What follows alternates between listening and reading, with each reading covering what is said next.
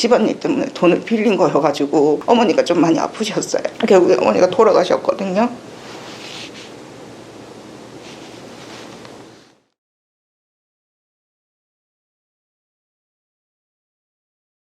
대출 사기를 당하셨습니다. 중고차 대환 대출 사기를 2019년도 10월, 21년도 4월 21일, 7월 30일, 8월 31일 날 첫 번째 2,500만 원, 두 번째 2,000만 원, 세 번째 2,240만 원, 네 번째 2,300만 원, 네 차례에 걸쳐서 총 9,040만 원을 주고 중고차를 4번을 구매하셨고 그 차들은 다 벌써 가지고 갔죠, 그 사람들이. 네, 첫 번째 차는 제가 따로 돈이 또 급하게 필요해서 1,000만 원 정도에 팔았고요. 나머지 세대는 각각 다 가지고 갔어요. 대금 안 주고요? 대금 한 260, 200, 230 이렇게 주고 가지고 갔어요. 10배를 주고 사신 거죠? 네.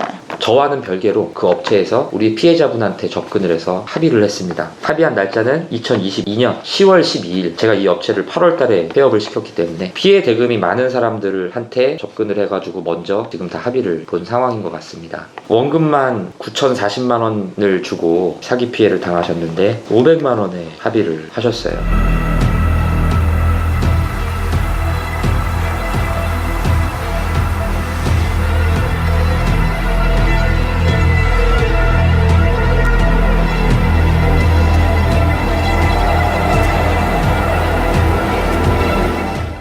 이 500만 원에 합의를 한 것도 충분히 이해는 됩니다. 지금 당장 되게 급하실 거고 돈도 없으실 거고. 2019년도에 처음에 대출이 필요했을 때 채무가 있으셨을까요? 네, 저한테 채무가 있었거든요. 얼마 정도 있으셨어요? 6천만 원 정도 있었고 대출을 좀 알아보다가 연결이 된 거예요. 제가 필요한 돈이 2천만 원 정도였는데 4천만 원 정도를 받았거든요. 처음에는 그렇게 많은 돈을 받냐고 했더니 혹시나 이게 신용도가 언제 또 올라갈지 모르니까 몇 달 동안은 이자를 내야 되지 않겠냐. 그래서 그거에 대해서 조금 받아 놓는 거다라고 처음엔 얘기를 하더라고요. 좀 시간이 지나도 계속 뭐 한 달 만에 해줄 것처럼 하더니 2달이 돼도 3달이 되고 계속 제 신용도 때문에 안 된다는 식으로 얘기를 하더라고요. 일단은 기다렸다가 저한테 너무 생각보다 신용도가 안 오르니까 혹시나 뭐 자산 같은 걸 가지고 있냐고 물어보는 거예요. 자산 같은 거 없다. 차량이라도 있으면 되는데 2천만 원 가지고 있으니까 새 차라도 사는 게 어떠냐고 처음엔 얘기를 하는 거예요. 차 필요 없는데 차라리 그럼 그 돈 갚고 올리는 게 더 낫지 않겠냐고 했더니 그렇게 간단한 게 아니라고 빨리 친구분 갚아야 되지 않겠냐고 그렇게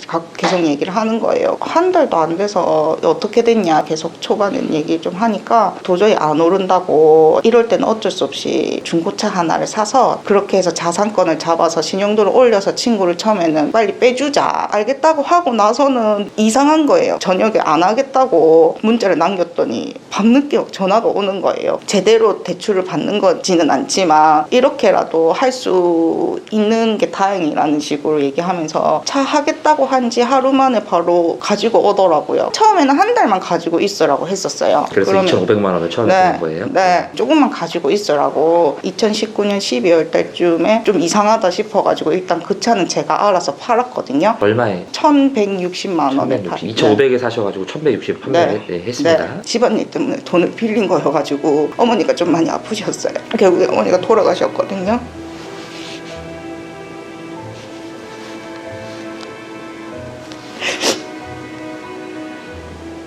제대로 하긴도 못하고 그냥 그거 정리하느라고 사실 1년을 좀 보냈어요. 그 1년 동안 친구 이자 내고 제 거 이자 내고 제가 벌 수 있는 월급에서 자꾸 조금씩 더 오버가 되니까 빚이 더 빚을 부른 그런 셈이 된 거예요. 그 할 동안은 뭐 연체도 되지 말라고 하고 신용조회도 하지 말라고 하면서도 하나도 안 했거든요. 이상하다고는 생각은 했지만 설마 했던 것 같아요. 2021년에 좀 시기가 짧잖아요. 3번이. 그게 다 이것만 하면 다 끝난다. 돈은 다 자기가 알고 있으니까 대환 대출이 끝나면 자기네들한테서 이 돈은 줄 거다. 이런 식으로 계속 얘기를 해서 그렇게 해서 차를 사다 보니까 친구 명의로 계속 돈을 빌려서 차를 사게 되는 거예요. 그러니까 친구랑도 통화를 하면서 친구분도 속으신 거네요. 네. 친구도 돈이 빨리 필요한 상황이 되니까 독촉을 했어요. 저희가 차도 3번이나 했는데 왜 안 되냐. 신용조회가 있었는데 내가 진짜 한 거냐. 뭐 이런 것만 확인을 해주고 내가 한 거 아니라고 하는데도 그럼 누가 했냐는 식으로 리스트가 다 있는데 이래서 뭐가 안 된다. 다른 친구를 데리고 와서 제 친구 거를 갚는 방법밖에 없다는 거예요. 일단은 그렇게 끌다가 여기까지 왔어요. 그 두 번째 친구가 해주고 나서 한 달은 제가 냈어요. 두 번째 달부터는 도저히 방법이 없는 거예요. 제 월급선에서 한 3일 정도 계속 전화를 했더니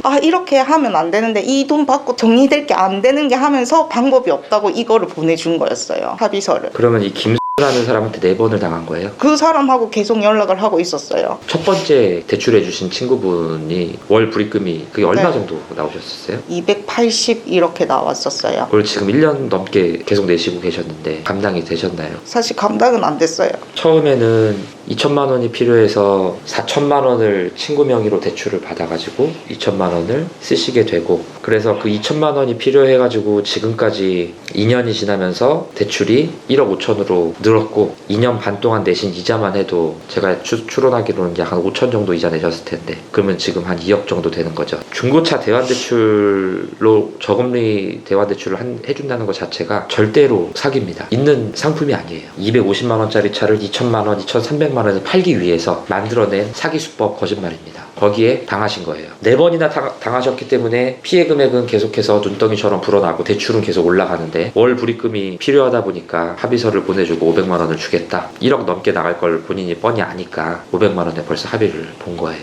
근데 정말 죄송합니다. 제가 이걸 합의를 봐줄 수가 없습니다. 지금 계속해서 수십 분 합의를 봐드리고 있었습니다. 저한테 연락이 됐을 때 피해를 4번 당하셨다는 얘기를 듣고 합의서를 제가 이걸 봤을 때 힘들었어요. 제가 이거 보고 40-50명을 도와드렸는데 그 피해액만 해도 수십억이 되는데, 많이 피해 당하시고 긴 기간 동안 되게 힘들었을 분이셨을 텐데 왜 내가 먼저 연락을 못했을까? 그 전에도 연락을 몇 분한테 제가 해드렸었거든요. 내가 왜 좀 더 힘드신 분이 계신데 제가 먼저 연락을 못 드렸을까라는 자책 아닌 자책을 조금 했었습니다. 이 합의서를 보고 그 업체에다가 제가 연락을 했어요. 지금 피해자분하고 다른 피해자분까지 해서 2억 준비해라. 금요일날 해서 피해자분들이 오셨는데 합의가 안 됐어요. 그래서 제가 의정부 북부경찰청에 이 많은 사람들, 이 업체 자료를 다 넘기고 왔습니다. 너무 죄송하고 안타까운 얘기지만 제가 환불을 해드리기가 좀 힘들 것 같습니다. 이 사람들이 두 손 두 발 다 들었고 수사기관에 자료를 다 넘긴 상황입니다. 제가 그 업체를 폐업을 시켜가지고 이런 합의서가 나왔구나라는 생각을 제가 조금 했었거든요.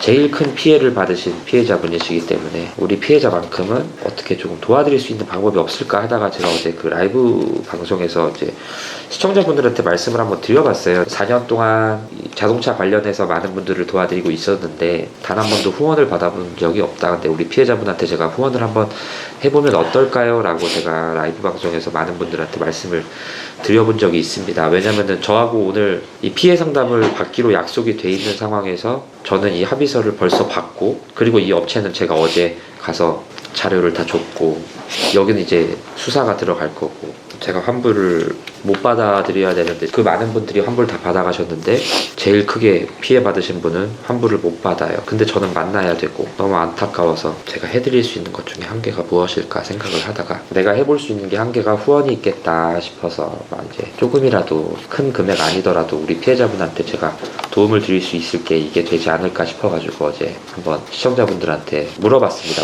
제가 이 동영상을 보고 있는 시청자분들한테 한번 이제 애원을 하려고 지금 영상을 만들고 있습니다. 주변에서 같이 힘들어해주고 같이 슬퍼해주고 같이 해줄 수 있는 사람이 있으면 좀 더 좋지 않을까라고 제가 지금 좀 말씀을 드리고 싶어요. 안 좋은 기억에 대해서 또 저한테 얘기를 해주시느라 정말 고생 많으셨고요.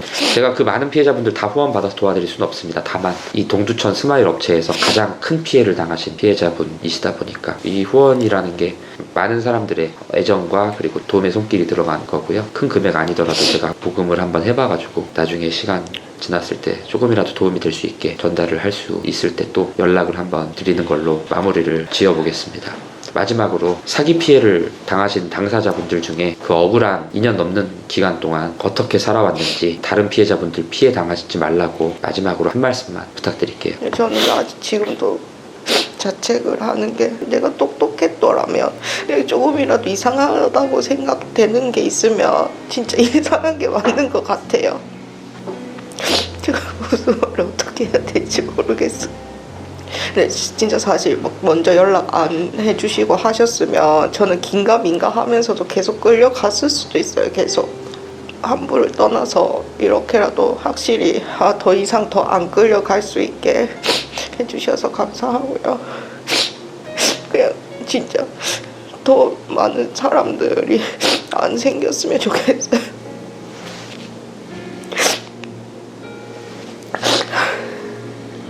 들어가 보셔도 됩니다.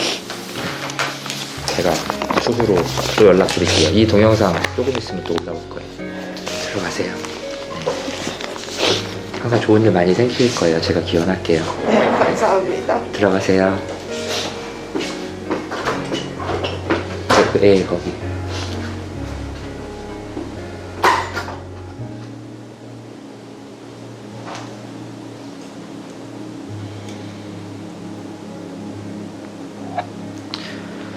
끝.